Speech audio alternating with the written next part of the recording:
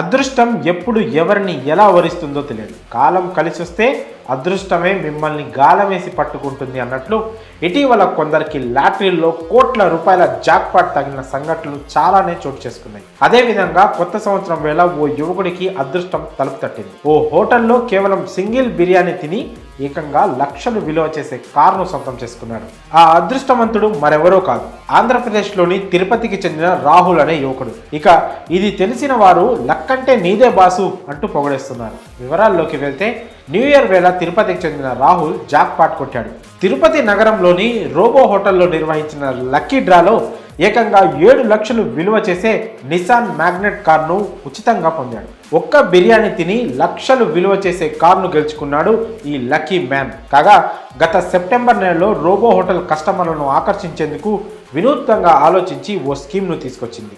హోటల్లో బిర్యానీ తిన్న ప్రతి ఒక్కరికి కూపన్ అందజేసింది. లక్కీ డ్రాలో గెలుపొందిన వారికి విలువైన బహుమతులను ప్రకటించింది హోటల్ యాజమాన్యం. కాగా స్కీమ్ ప్రారంభమైనప్పటి నుంచి సుమారు 20,000కు పైగా కూపన్లు జమయ్యాయి. అయితే నూతన సంవత్సరాన్ని పురస్కరించుకొని ఆదివారం రాత్రి హోటల్ అధినేత భరత్ కుమార్ రెడ్డి, నీలిమ దంపతులు హోటల్ ఆవరణలో ఏర్పాటు చేసిన ఓ కార్యక్రమంలో ఈ లక్కీ డ్రాను నిర్వహించారు. ఈ లక్కీ డ్రాలో తిరుపతికి చెందిన రాహుల్ అనే యువకుడిని అదృష్టం వరించింది. ఈ లక్కీ డ్రాలో అతడు విజేతగా నిలిచాడు.